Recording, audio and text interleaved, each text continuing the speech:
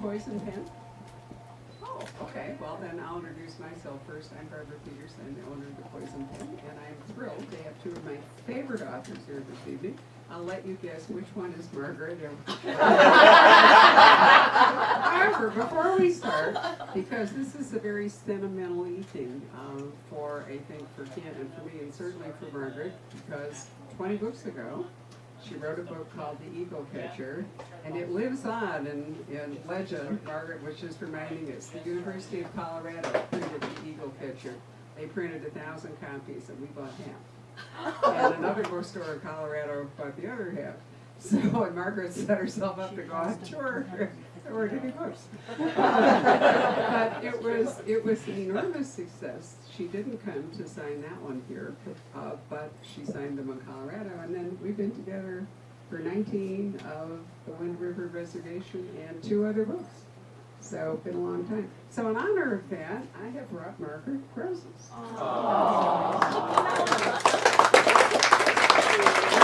For the 20th and final book in the Wind River series, that we should do something a little special. I'm hoping that Margaret will not stop writing completely, even if she is going to sign off on the Wind River. However, I want to tell you what, Carolyn Hart, this will be her 3rd final book tour on October 4th. And the last time, her publisher bought into it too, and they made like 100 mugs to give away. We did all this stuff. At the end, she said, I just can't stop. so I'm kind of hoping that Margaret will just not stop, although she might write something else. And for Kent, this is book which?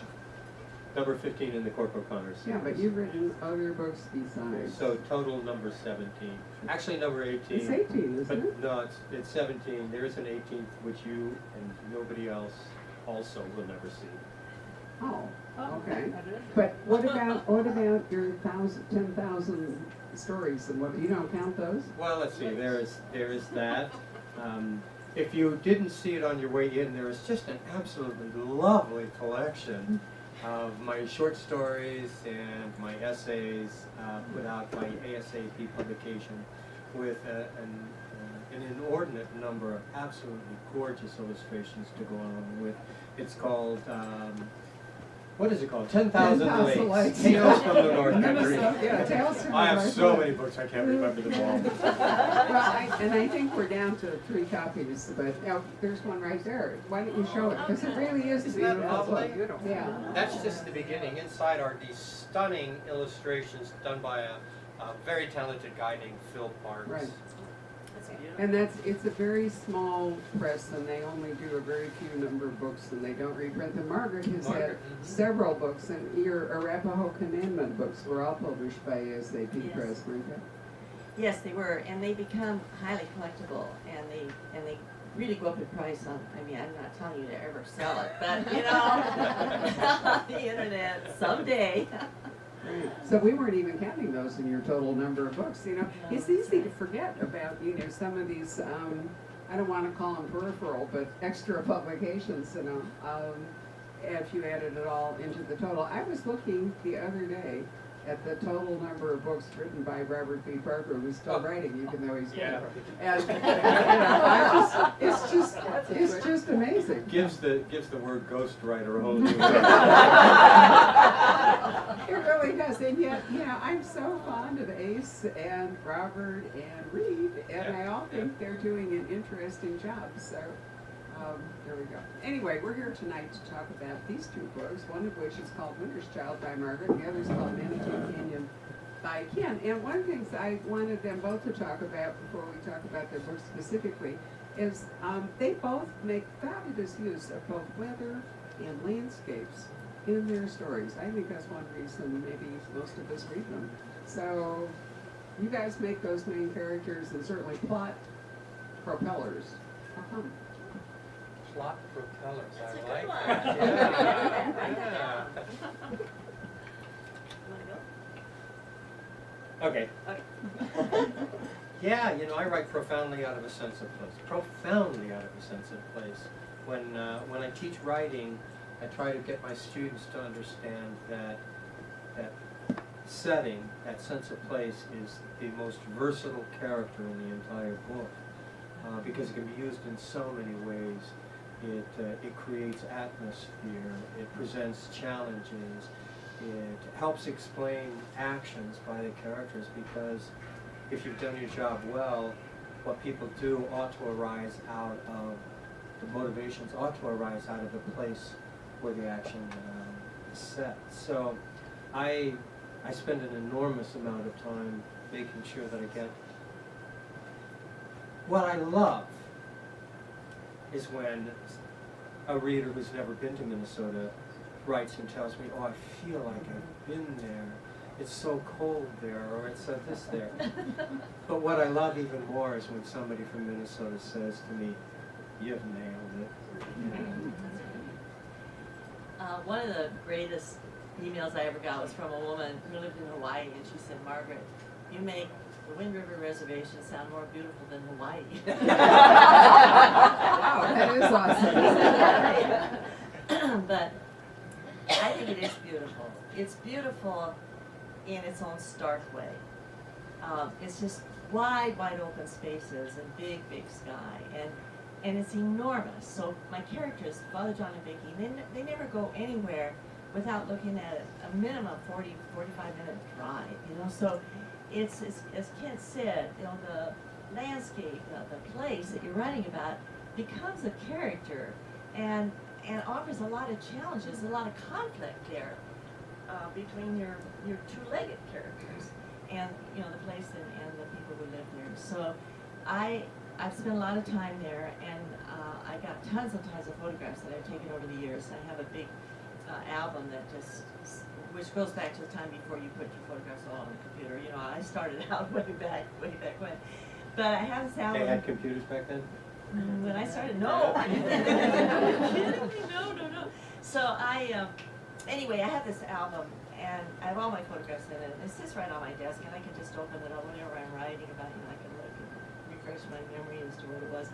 But it's really so much a part of me that I can just kind of close my eyes and transport myself there, So. Yeah, I don't think I've ever told you this, but I have a confession to make. I set one of my novels in Wyoming, Margaret's country, and I although I did not call it the Wind River Reservation, I think I called it the, gosh, I don't even remember what, Coel Creek Reservation, At any rate, but before I wrote that book, I read a number of yours. That's cool. Yeah, that's cool. That's good to know. Oh, authors are not above stealing. I was on the reservation talking to some Arapaho friends of mine, and I was looking around, and I was realizing that there aren't very many trees. There are hardly any trees there, to be honest. But I give them trees every once in a while. So I said to my friend, I said, I realize I've given you more trees than you actually have. And he said, yes, and we appreciate it.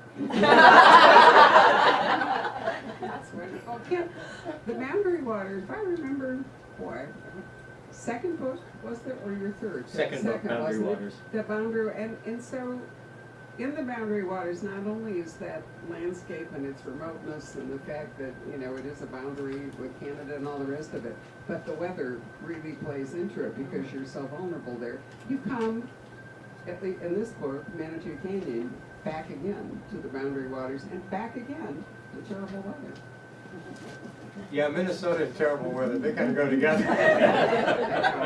I still haven't left Chicago, so it's not a big improvement to be south, but still. But you use weather in the same way that you use setting. It does so much, and you just nailed it there. It's a form of conflict. Well, not only that, but some of the things that happen in your book might not be able to happen with the weather, being present, either as a shield or a propellant or whatever it might be. And so once you've decided, I don't know about you, Margaret, once I've decided the season in which it's going to be set, I begin thinking significantly about the weather and how the weather can play into this. And exactly what you say, the weather can mask a great deal, or the weather can threaten a great deal. The weather can change decisions, or the threat of weather can change decisions that are made. In Minnesota, seriously, you have to be very careful because the weather can kill you. Well, and a big part of this book is the fact that it's November. And you want to explain the significance of that for Cork, because that you really do use that as a theme throughout the book, and it winds up the book at the end. Yeah, it's the novel is set in November. I was born in November. It's a horrible time to have a birthday. It's the bleakest month of the entire year. I mean, Wow. we opened the novel with Cork saying, some poet said April is the cruelest month, and he said, this guy must have never been in Minnesota. November is the bastard of all months.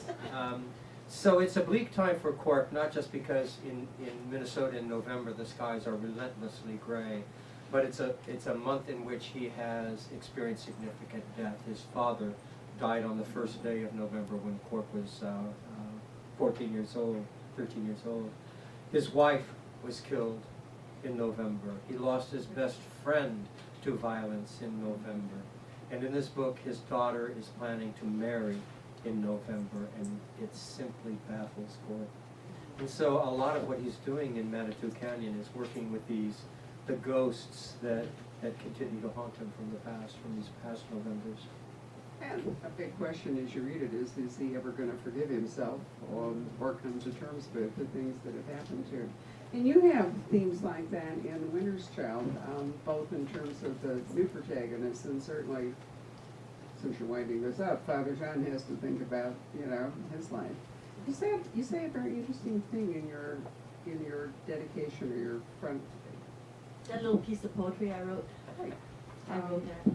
Right, but Would you read it? You want to read it if you borrow the book from somebody? Because I thought what you Thank said, was extremely interesting.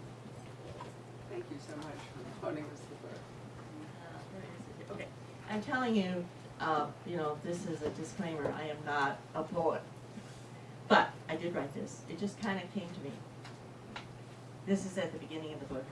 I wanted something I like to start my books out with some little quote that kind of encapsulates the sense of the book in a way, or the feeling I have about it. So it's this: it wasn't what I expected, but a surprise when it came to me, and then I chose it. But I was at a signing last night, and this man came up to me, and he said, I met you, I don't know how many years ago in one of the early books, and he said, and you were speaking at a conference or something, and he said, and you said this then. And I said, what? He said, yes, you did. I remember that. And he said, when I read it here, I said, oh, I remember her saying that years ago. I have no memory of that, but evidently it must be something that has been on my mind for a while. Because I think there's some truth to it, and it's certainly true with the characters in this book at this moment. And it's even true of Father John. I mean, as he says, what's he called? St. John of the Cross. He refers to him, and he says, we go by the way we know not. So we have our plans all made, and we're going to do this and this and this and this, and then something happens, and all of a sudden we're going off that way. But then we find out that's really the way we should have gone to begin with. So it's kind of that idea. Well, which of you would like to talk briefly about the story before we launch into other stuff? You don't want to give much away, but you could at least tell us the setup. What's your elevator version, Margaret? Well, the elevator version has to be about 3 minutes. No, 3 seconds. I think. Or 30, whatever. Okay.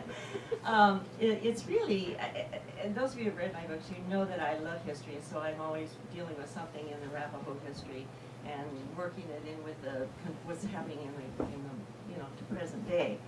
And there was a story that I followed for years that always just touched me. It's the story of Lizzie Fletcher Brokenhorn, who was a white girl who was captured at age 2 in 1865. Her family was coming across the plains in a wagon train, and in Wyoming the train was attacked by the Cheyennes and Arapahoes, and 2 girls were captured, Lizzie and her older sister. The older sister was ransomed or rescued shortly afterward, but Lizzie never was, and the older sister spent 37 years looking for her baby sister. And she lived in Chicago, and she spent all kinds of money over the years trying to track down a white girl in a Arapaho or Cheyenne village on the plains. And then she'd get word of a child like this and had been spotted, but by the time she could arrange to get somebody out to that village to check on it, well, the village would be gone. So finally, after the Arapahoes went to the Wind River Reservation, word came back to her that there was a white woman living on the Wind River Reservation. And anyway, to shorten it up here, she went to the reservation and she met the woman, and indeed it was her sister. And she said to her, of course they couldn't, they had to speak through an interpreter. And she said, I've come to bring you home, and you'll live in a beautiful home, and you'll have beautiful clothes, and you'll have all the food you could ever want to eat. And that was a big thing on the reservation, where they didn't always have food. But Lizzie said, but this is my husband. She had married an Arapaho man, John Brokenhorn. She said, these are my children. They have 5 children. She said, I'm home. This is my home. So it was just heartbreaking for her sister. And I wanted to write about that story, and I started thinking, how can I bring that up into the present? And so I came up with the idea of actually, it's parallel lives. So these 2 girls growing up on the reservation, more than 100 years apart, who have very similar lives. And then the contemporary mystery is how that girl get there, and why is she there, and who is she, and what happened to her. And that's what Vicky and Father John have to figure out. It's a very powerful story. Well, thank you. Over the years, we've learned so much from Margaret, right? About, events in history that, and I meant to tell you too, this is really fun. I was just in Boston at the end of the Crystal Passage Northwest tour. They gave us, you're gonna love this phrase, I'm gonna share it with you because it's so much fun. We went from Alaska to Greenland over the top of Canada, and at the end, we went to Bar Harbor, Boston, Newport, and ended up in New York. And I thought, why aren't we spending more time in Greenland? I mean, Bar Harbor, really? So I said to the captain one morning, why are we spending more time since we're here? And he said, Bar Harbor, Boston, and Newport, he said, those are sacrificial ports. Meaning, if they had really run into ice, if the weather had really gone bad, he couldn't give up the Arctic ports, but he could skip those ports, not New York, because he had to end up there. And I just love that phrase. I've got to use it in some, sacrificial ports. Who would have guessed? Anyway, I thought, if we were in Boston, we went to the Museum of Fine Arts, and my eye was caught. There is the most beautiful display of Arapaho ledger books with a whole explanation about why, and Margaret, has brought us, if you've been here over the years, she has brought us her slides, twice at least, of the Arapaho ledger books and how that was the only paper they could get, were these books from the Army, and so they drew. Anyway, it was so beautiful. So I said to Rob, oh, it's Margaret's books. And he thought, why do I care? So I said, no, it's, he wasn't making the connection to you. But it was so wonderful to see them there, because you had so much to say about them. And you've learned a lot of Arapaho history from the books, right? I have. Oh, from the ledger books? Yeah. Yeah, the ledger books is where they wrote their own history. That's right. And some of the other tribes did too, but of course I was mostly interested in the Arapahoes. The Plains tribes did this. And they wrote in pictographs, very, very detailed pictographs. And they wrote their own history, things that had happened. There was a whole ledger book written on the Sand Creek Massacre, written by the Arapahoes who were there. It's just, so they're just these amazingly wonderful pieces of history. So I love doing this, and you probably have to. The same thing is just how much we've learned in writing these books. So I have a question for you. You clearly have loved the research. You've loved learning, gained a great deal of wisdom from all of this. Why the hell are you stopping? I'm really glad you asked her that. I wasn't going to. It's interesting. I was writing Winter's Child on the reservation last summer, a year ago, this past summer. And I was up there, and I was up there for a couple of weeks, and it was while I was writing. When I started writing the book, I didn't, think, okay, this is the last book, I'm not going to sit down and write it. But while I was writing, it came to me like almost a revelation that this is the last book. I don't know. I knew when I started writing, well, I didn't know when I wrote The Eagle Catcher because I thought it was going to be just a standalone. I never thought A university press, right, right. University press. Hey, you know what? I was happy because, you know, to publish a novel, I thought this would be fantastic. Another thing to put on your resume. That's right. That's what I thought. So I wasn't thinking in terms of, you know, a 20-book series. But as I was writing this series, I realized it's going to come to an end.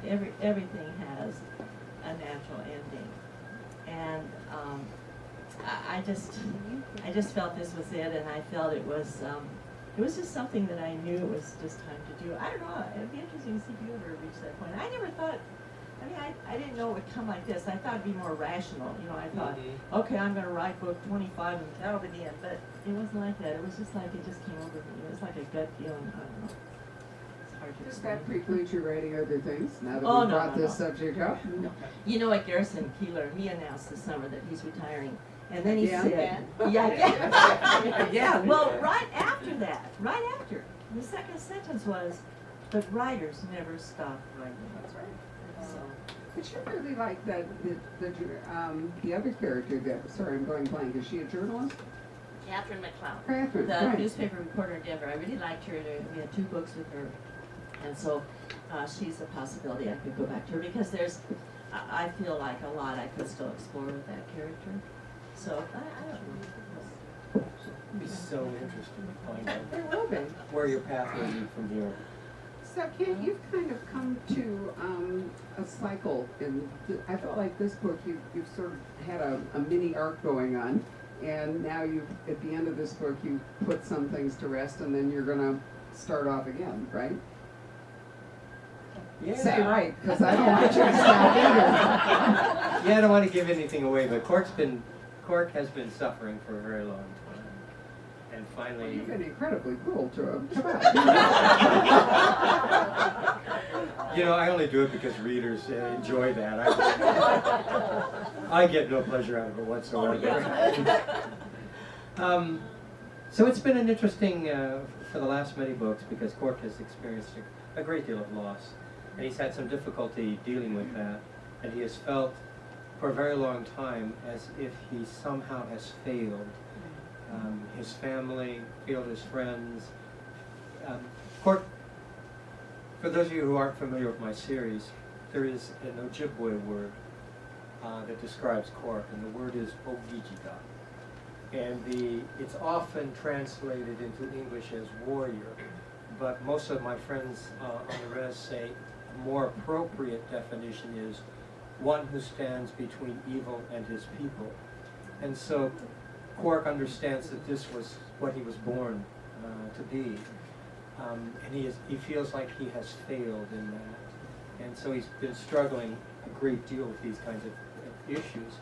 In Manitou Canyon, I didn't realize this when I began the writing of it, but really was his opportunity. It was the path, Henry Malou would say, he was always meant to take in order to reach the place he was always meant to be.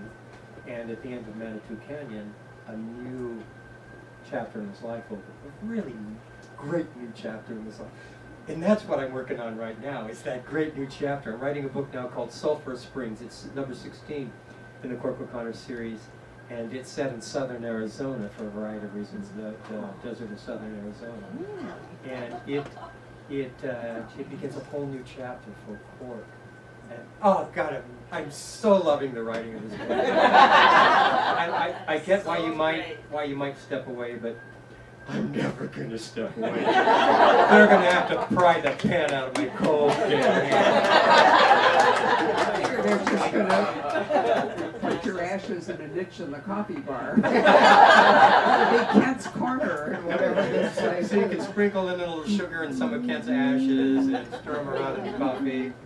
So there's I can't remember if it's the afterword or the foreword, but, giving nothing away, you wrote very interestingly about how difficult the working out the mechanics of what happens in this particular book is, and you went to experts to get their We help always and go to advice. experts. I know, but I don't remember your writing quite so much about, how you managed to work out how this plot is going to work. We can't tell you what it was, but it was really, when you Yeah. read the book, my point is, don't fail to read. Well, I Either had an the afterword idea. or the forward. I had an idea for how it might work, and my sister-in-law worked for many, many years with the Army Corps of Engineers, and at the center of the plot, and I won't give it away, there is a dam. The dam is an important issue, and I wanted some things to happen, and I had an idea of how I wanted things to happen, but I didn't know if it was realistic or not, so I went to talk to this guy who has spent his life building dams, and I said, this is what I want to have happen. And he kind of looked at me like I was absolutely nuts. And so together we sat down and we kind of worked out the mechanics of what could, in fact, happen. And he was so helpful to me. Yes. But we all do that, you know. We all end up writing about things we know absolutely nothing about, and we do our own reading.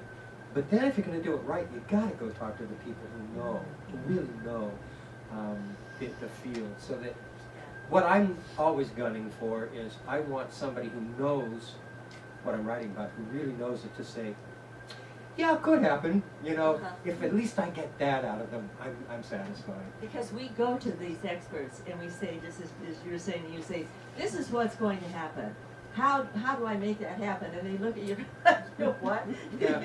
Then they start thinking, well, okay.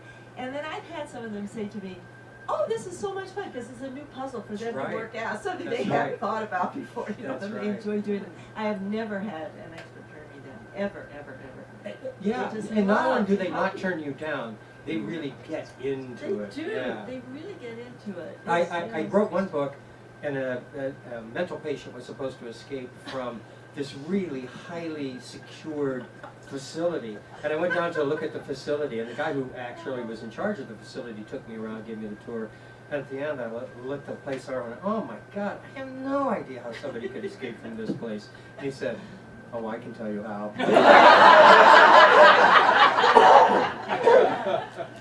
You know, it's weird, you come up with all these really weird ideas. My doctor said to me one day, you know, I'm in for checkup. She looks at me, she goes, I think of you as a very nice person. She had just read one of my books. How do you know this stuff? What about these? Do you know people like this?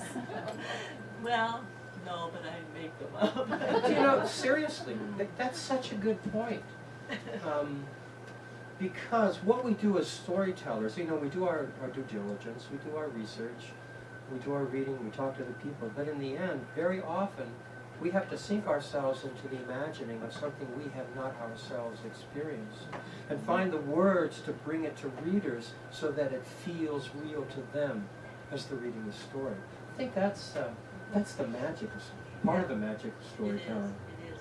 Well, if you don't stay interested, then certainly we won't either when, you know, when we're reading it. I thought that this book reminds us so much of that Minnesota is a border state. You know, because sometimes you don't think of the fact that the Canadian border is, you know, it's a big border, and it's an important part, well, the boundary waters, but other stuff that goes on in the book. So I like that. You've ranged about. I mean, not all of your novels take place in the same place. In fact, most of them range around, which I think is great. And Margaret has that big reservation to work with, but still, you know, Range around the you reservation. both avoid the whole Cabot Cove syndrome Yeah, you know, by because doing other it's stuff. fun to write about other places as Yeah. well. You know, I haven't given yet my elevator version. Oh, of that's right. Yes, I'm the sorry. Canyon. Right. Very good. Punch the button. I have 30 seconds. You can have 3 minutes if All you right. want. A man has gone missing in the Boundary Waters Canoe Area wilderness, and the official search for him has ended without finding the man. This man's family approached Cork and asked him if he'll go back into that vast wilderness to see if he can find something the searchers missed. Cork agrees to do this. He goes back into the Boundary Waters, and he disappears. And then it falls to his family to try to unravel the mystery at the heart of these two disappearances. And although they don't know it, not only is Cork's life on the line, the lives of hundreds of innocent people depend on it as well.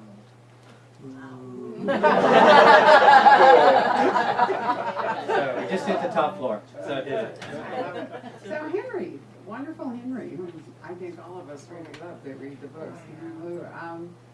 As ever, he plays a wise role, and he's getting older. We had Ann Perry here on Sunday, and she started out with one of her characters was 85. Subsequently, moving back in time, has gotten married and is getting younger every year. But seriously, and Ann has many times said that it was clearly an error to make Anticipation 85 at the outset. But Henry has been old and getting older. You haven't rolled him back in time. So it's, I feel he's almost like a spirit at this point. There is Henry is all spirit. That's why he is capable of doing all of the things that at 100 he has admitted he believes he's 100 years old, that he continues to do, because Henry is full of spirit. God, do I love writing Henry Malou. So for those of you who are not familiar with my series, Henry Malou is a recurring character in the stories. He's the closest thing I write to a stock character, the wise old medicine man. He's an Ojibwe healer. He's a Mite, a member of the Grand Medicine Society. And he's Quark's mentor. He's the guy Quark turns to whenever Quark has some difficulty, either in the case he's trying to solve or in his own personal life. But the thing I really love about Malou is he never gives Quark a straight answer. He'll typically present Quark with a riddle. And when Quark solves the riddle, he understands what Malou has been trying to tell him. I love writing. I know he's the favorite character of many of my readers. He's my favorite character to write, because when I write a scene in which Henry Malou plays a part, I typically don't have to revise those scenes. What he says is exactly what he's supposed to say. What he does is exactly what he's supposed to do. Yeah. Magic. That's good. So it sounds like Henry will make it to 110 at least. It's fiction. He can live as long as I want him to live. Absolutely. Hey, plenty of people are living to be centenarians and more, so it's not even unusual. More and more. I listened to an NPR report not too long ago about aging and our perceptions and how we have to change our perceptions of what it is to be aged. And they interviewed for that program a woman who was 104 years old and was the sole caregiver for her 98-year-old brother. And she still was lively, and she did the housework, and she did the cooking, and I'm thinking, that's what I want to be. I want to be there at my desk. I'm going to be right here. I'm working on it. And so will we. We'll keep coming back. But I have the edge by quite a few years. Nonetheless, I think it's not at all... it's not fantastic that Henry would be doing well. So when you have written your couple of standalones, don't you at least miss Henry? I mean, no? You just leave him with Quark and go off into another universe? Yeah, I never really think about Henry much when I'm doing the other pieces, because I'm so deeply involved in those stories, and the characters in those stories so fascinate me. I'm so in love with them while I'm writing them that I don't need anybody else during that period of time. But that is one of the joys, I think, of doing the series, though, because you get to know not only your main characters but these recurring, the fun adjunct characters. Wonderful characters, and you get to know them really well too. And it's just so much fun. It just feels like, I don't know, every time I was working on a novel, it just felt like I was surrounded by all these wonderful people, all these old friends I connect with again. People say, a lot of people will say, and have said to me, I'm sure to you and to all writers, they said, oh, I don't know how you can stand to do this writing, and you're just shut up in a room all day long by yourself. I said, no. Actually, I have all kinds of people around me. I'm not alone at all. It's just nobody else can see them, Margaret. They have a name for that. I said that one time when I just said on a radio interview, and the interviewer said, Margaret, they have drugs for that. Plus, if one gets out of hand, you can just kill them. I had to do that with one of my, adjunct characters, Vicky's husband. I killed him off at some point. And it was about... It was time for him to go.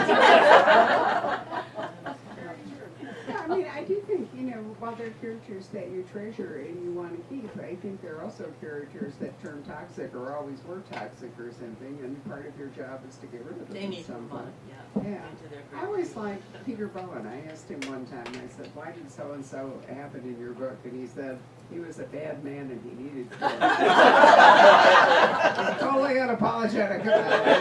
I thought, that's true. He wrote a series which I was very fond of, Montana as a border state, and his, I'm going blank, but what the name of the Indian tribe that he featured was, it'll come to me in a minute, but you know, I do think it's interesting that most of the stories that we read, you know, that have various tribes in them, Tom Perry writing about the, you know, all, are white people writing about Indians rather than, you know, Sherman Alexie has written some books, but, you know, so far we haven't seen, at least crime fiction, I don't think, written.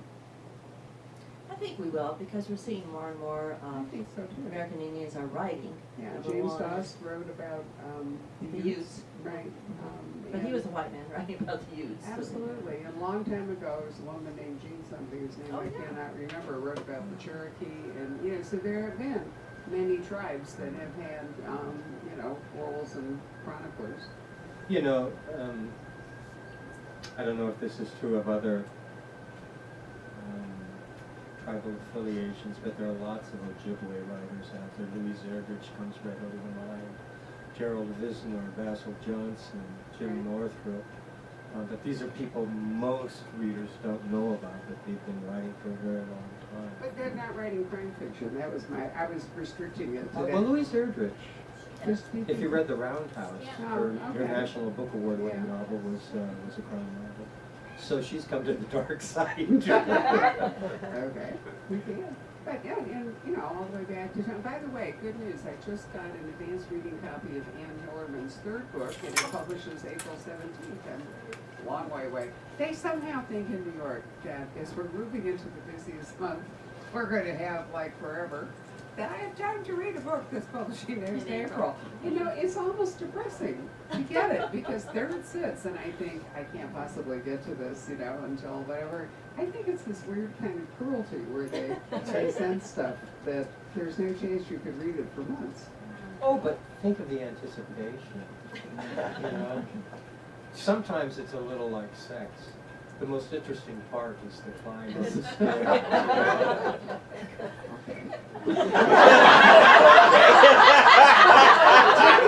I have been told. I'm not part of aging. Although I will say this for Henry. Henry Malou seems to still be. Yeah. He's a pretty vital guy. Yeah. Good for Henry. I like that. Is that sort of, yeah, Kent's wish fulfillment as we're moving through life, and there we are at 100, still going on. So what would you like to talk about? We talked about what I wanted to talk about, but, you know, what would you guys like to chat about? Any questions, maybe? Anybody have something they'd like us to talk about? Any questions, Margaret? Could I just say one thing? I want to address a question I get a lot, and it harks back to a novel I wrote called Ordinary Grace. Has anybody here read Ordinary Grace? Okay. For those of you who haven't read it, you really should. It won all kinds of awards, yeah. It actually is your book that has won the most awards. Yeah, it did. If I remember right. Yeah. 2 years ago? It also is on track at this point at some point to outsell my entire Corporal Connor series, I believe. Yeah. So it's had this grand reception, and a lot of people have asked me about a companion novel, follow-up novel to Ordinary Grace, and I have a story in that regard that I hope as a writer you'll appreciate. Because writing, you don't always succeed. Part of your writer's journey sometimes is learning that you don't always succeed. So, Ordinary Grace came out, it did really well. My publisher wanted a follow-up novel. They were really eager to see a follow-up novel. I always intended to write what I have thought of as a companion novel. I signed a contract. They paid me an incredible amount of money for it. And I spent the next 2 years writing what was supposed to be the companion novel to Ordinary Grace. I was supposed to deliver that manuscript a year ago last August.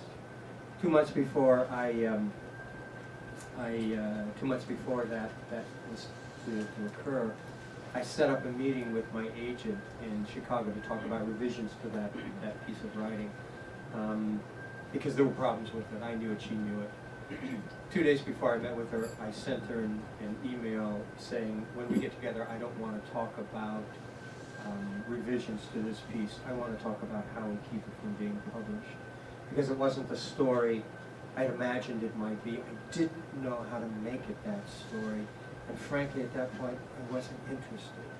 So I have a absolutely wonderful agent, and as it turns out, a really understanding publisher. So we renegotiated things. But here's what I took away from that. And I have told this to writers at workshops that I've given.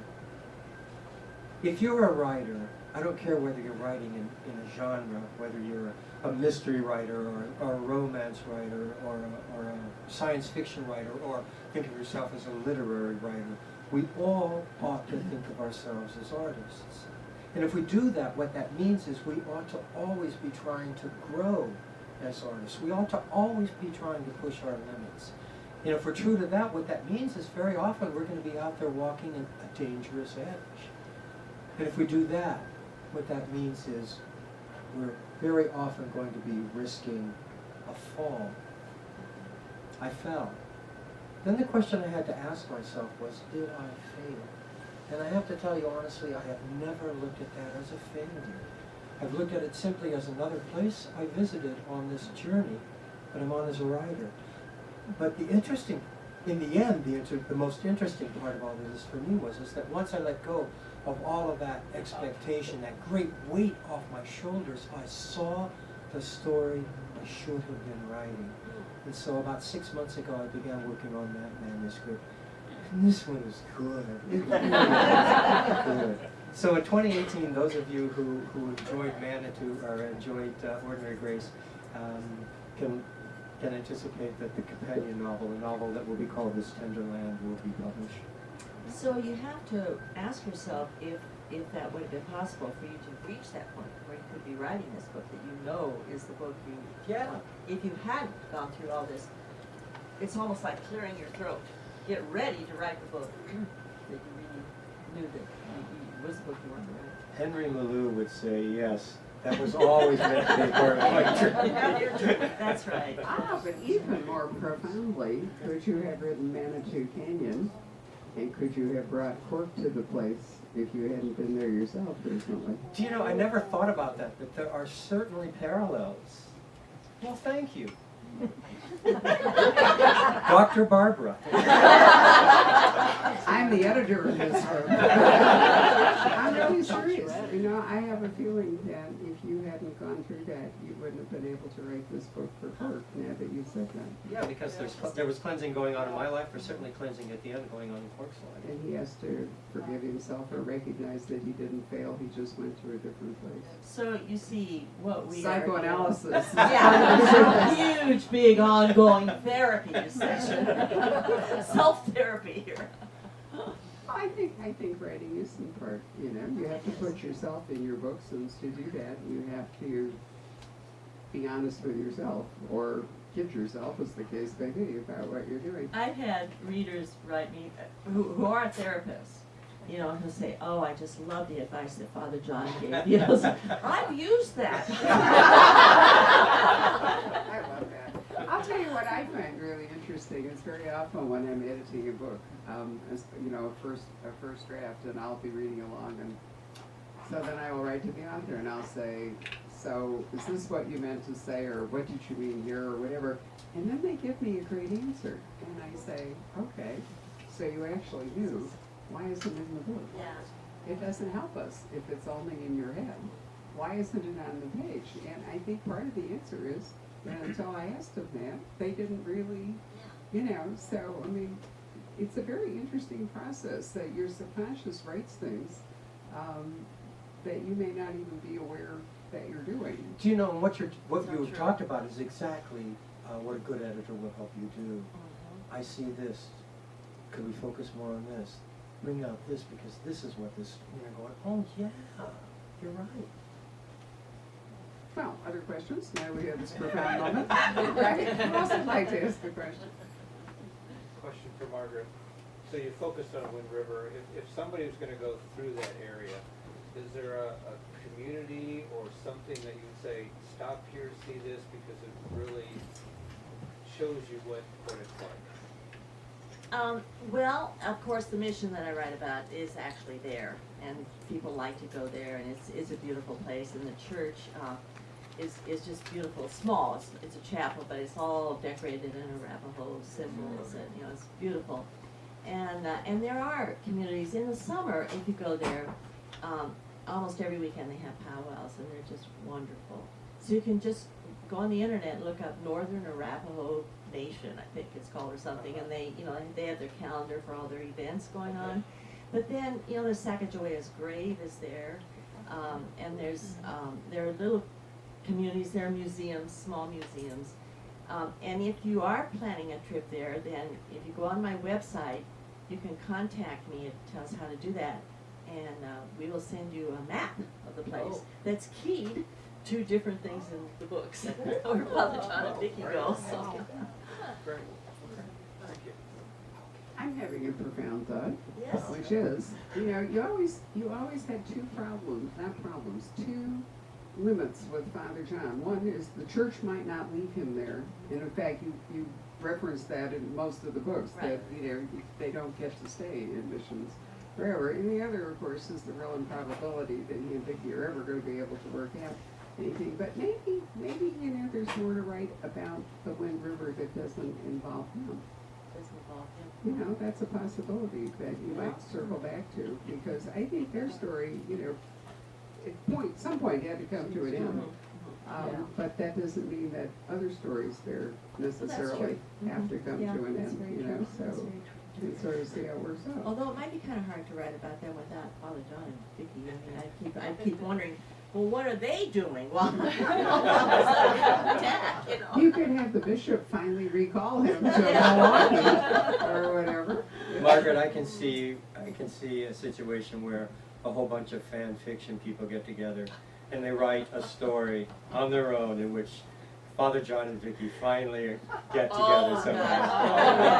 Yeah. I've gotten so many emails, oh my gosh, especially since the word has gotten out, and that this is the last novel, and people are just, my inbox has just been inundated. I always try to answer my microphone so the camera can't hear you. Oh, okay. I'm stuck here. I did that to myself, right? Maybe that could help you. I did that with my leather jacket on the way home. It was just so This awful. is tricky.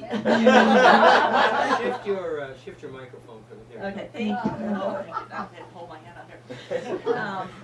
What was I talking about? We were talking about your fan mail. Oh, about my us. mailbox, and I always try to answer my mail, but I was just so inundated, and so touching. I was reading them. I was sitting waiting for an appointment that I had, so I was sitting in a reception room, and I'm reading my email on my phone, and I'm crying, because there's just so wonderful things that people are saying, and the receptionist came over to me and she says, "Are you all right?" And I said, "Yes, I'm just happy." So it's been, but a lot of people have said, and they've been writing these emails over the years, is, Father John could become an Episcopal priest. And then he could continue on with what he loves to do and helping the people and all, but he could marry Vicki. And one woman even said, "And I am an Episcopal, I belong to the Episcopal Church, and I will be glad to mention him to my bishop."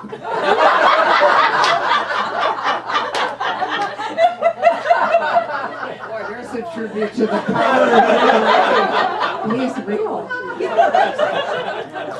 Don't you really think, though, it's amazing how real all these people become, isn't it? You think about it and you talk to them all, and I can tell both of you all this is a slightly morbid note, that over the years I've observed that readers' most anxious moments are worrying about you might die and take them with you. Because that has happened, you know, and remember Kate Ross, a long time ago, wrote this wonderful series, like 3 or 4 books about these glorious characters. The And- Devil in the Music was, yeah, and she died of leukemia. Yeah. She became almost transparent at the very end. She was a lovely person, but I hardly heard any of you say, "We're really sorry about Kate." Everybody said, "Wait, what happened to what really going on?" I know, boy, there's self-interest. But I do think, you know, that it's a real tragedy for readers when, you know, characters that you love go. I mean, maybe that's something to be said for the Robert Parker deal. You know, we didn't totally lose Spencer. He's just different. Well, that's one of the most gratifying things about writing a series. It really has been, because these characters, they seem totally real to me, because I've spent so much time with them, more time than I've spent with my family over the last 24 years. But it's so gratifying then that when they seem so real to readers. I had a woman come up to me at a book signing in Denver about 3 or 4 years ago, and she said that the previous summer she and her husband had gone to the reservation, and they wanted to see, you know, where Vicky and Father John lived. And so they went to Mass at the mission. And after Mass, the priest always stands out in front, shakes hands with everybody, you know, and welcomes them and all that kind of thing.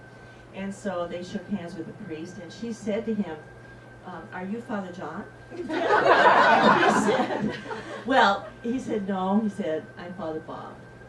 And I knew Father Bob. And Father Bob was short and rotund. He was in his 80s, and he was bald. And he said to her, "I'm often mistaken for Father John."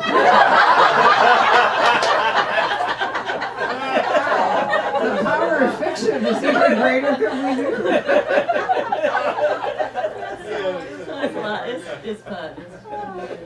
You do take away from this wonderful stories, don't you? You know, I mean, just being able to say things like that and say, "What's your favorite fan mail?" You got one that you can sum it up? Very early on, so both of us write significantly about cultures not our own. We are white people trespassing, and so we work very hard to get it right. But we're always worried. I don't know about you. I always worry about that. But very early on, I got an email from a woman, and it basically like this: "Dear Mr. Krueger, I am the reservation librarian on the Lance Reservation in Michigan." She said, "Whenever any of our tribal members come in to the library and they're looking for something to read, I always recommend your books. Because for a white guy, you get it right." Great compliment. That's absolutely wonderful. But you know, the best emails I get are emails that come to me from people who have read Ordinary Grace, and for whom there has been something about the story that has helped them recover from a tragedy, from help them move through a griefful period in their lives, and I love reading those. Yeah, that's amazing when you get, you know, emails like that, because here we are, we're just trying to write a good book. Yeah. Just trying to tell a good story the best way we can, and you just don't know how your words are going to affect people. I had one woman write to me. She wrote me a letter, actually. It was a long letter, and she said that Vicky's Arapaho name is Woman Alone, because she is alone, and she had left an abusive, drunken husband. And this woman wrote and said, "I got to thinking that if Vicky could leave her abusive, drunken husband and be woman alone, so could I." Oh, wow. Well done, Margaret. But those are the things that you never ever reckon will happen or imagine, you know. But that's the power of stories. That's why we And love you know, stories. that's the truth of the story. You write it and you put it out there, and it's no longer yours. It becomes everyone else's story, and they do with it what they need to do. That's true. Every reader reads a book uniquely. Every reader has a different experience with a book because we all bring ourselves that's to right. it.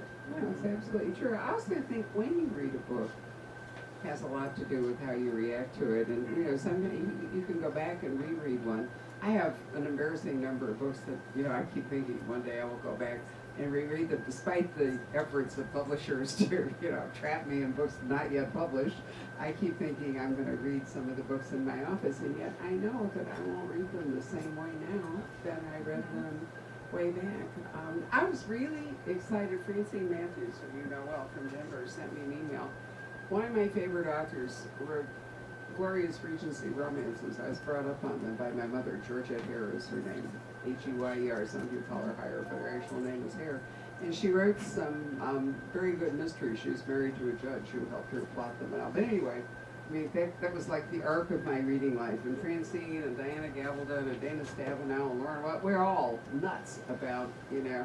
And we thought we were done because she died. And a researcher has found 3 stories by Georgette Hare that published in some ephemeral women's magazine, you know, for whatever, and had been lost since 1930-something. So The Guardian wrote a piece about, you know, they're going to republish them with her other short stories. So Francine, all of us ruled by self-interest, wrote to say, this is great, and are you ordering me one? You know. So I looked it up and ordered all this and all, and then I thought to myself, you know, I hope I won't be disappointed because, you know, they're in my memory, these books, and I have loved them so and all, and now I'm a little worried that 3 short stories, you know, are not going to ring my chimes in the way that, you know, that I want them to. It's not that I'm not going to do it, but it worries me. Have you had that experience rereading books and thinking it's just not the same? Yes, I was greatly influenced by Ernest Hemingway when I was much younger. And now when I go back to read the Hemingway novels, the novels I have some difficulty with. His short stories are still some of the best short stories ever written. But you know, to your point about we all can react to a story, and how we react might be influenced by where we are in our own lives at that point in time. I always tell myself when I get a really bad review, I'll bet his wife left him. His dog died. Oh Lord, it's always all about us. So on that note, perhaps we should thank our 2 authors for coming to see us. Thanks for And as ever, we thank you because we have just gone out to dinner and missed this whole fabulous hour if you hadn't come. No, seriously, I can't tell you how much I appreciate the support that you all bring to our authors and how faithfully you come to the store. I see some of you who were here last night, and well, no doubt you didn't hear my litany of all the things that are coming up. If you look at our October calendar, we should probably put up hints in the parking lot and, you know, sell spaces.